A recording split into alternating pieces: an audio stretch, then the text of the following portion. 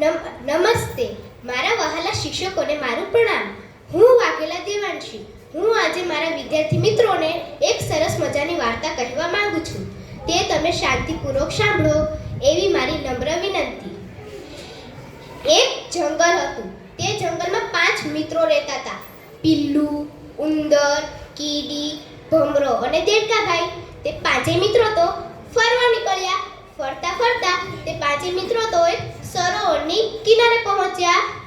સુંદર મજાનું સરોવર જોઈને દેડકાભાઈને તો તરવાની ઈચ્છા થઈ અને દેડકાભાઈ તો કહેવા લાગ્યા કે ચાલો ને આપણે બધા તરીએ. પણ પિલ્લું, ઉંદર, કીડી અને ભમરાભાઈ કહે કે અમને તો તરતા નથી આવડતું.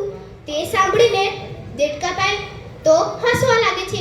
હા હા હા, અમને તો તરતા પણ નથી આવડતું. હા હા હા. તે સાંભળીને 4 મિત્રોને તો ખૂબ ગુસ્સો આવે છે અને તે તો કહેવા લાગે છે આપણને તરતા નથી આવડતું તો શું થઈ ગયું, ચાલો ને આપણે એક સરસ મજાની નાવડી બનાવીએ. એમ કહીને પિલ્લું ગયો અને એક સરસ મજાનું પાંદડું લઈ આવ્યો. ઉંદરભાઈ તો દોડતા દોડતા જઈને એક નારિયેળની કાચડી લઈ આવ્યા. કીડીબેન તો ચાલતા ચાલતા જઈને એક લાકડી લઈ આવ્યા. ભમરાભાઈ ઉડતા ઉડતા જઈને અને એક સરસ મજાની દોરી લઈ આવ્યા. ઉંદરભાઈએ તો નારિયેળની કાચલીમાં દાંત વડે કાણું પાડ્યું. કીડીબેને તો તેમાં લાકડી ગોઠવી. પિલ્લુએ તો તેમાં પાંદડું મૂક્યું અને ભમરાભાઈએ તો તે પાંદડાને દોરી વડે બાંધી દીધું. આમ કરીને 4 મિત્રોએ સરસ મજાની નાવડી તૈયાર કરી. 4 મિત્રો તો ખૂબ ખુશ થયા અને 4 મિત્રોએ ભેગા મળીને નાવડીને ધક્કો મારીને સરોવરમાં મૂકી દીધી.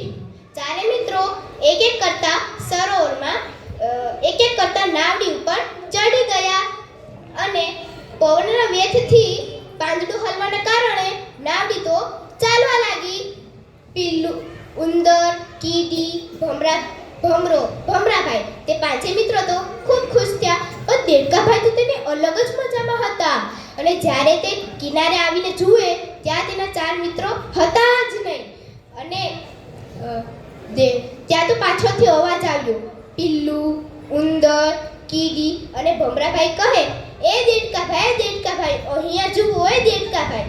જ્યારે દેડકાભાઈ પાછળ ફરીને જુએ છે ત્યારે તો દેડકાભાઈને નવાઈ લાગે છે અને તેમને પણ ઈચ્છા થાય છે સરસ મજાની નાવડીમાં બેસવાની અને તે પણ કહેવા લાગે છે કે ઊભા રહો, મારે પણ નાવડીમાં બેસવું છે.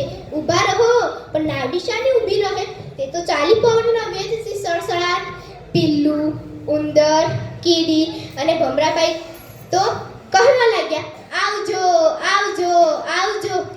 દેડકાભાઈ તો ખૂબ કૂદકા માર્યા પણ નાવડી સુધી પહોંચી શક્યા જ નહીં. તો જોયું મારા વિદ્યાર્થી મિત્રો, આપણને આ વાર્તા ઉપરથી એ સમજમાં આવે છે કે અશક્ય કામ પર ભેગા મળીને કરવાથી શક્ય બની શકે છે.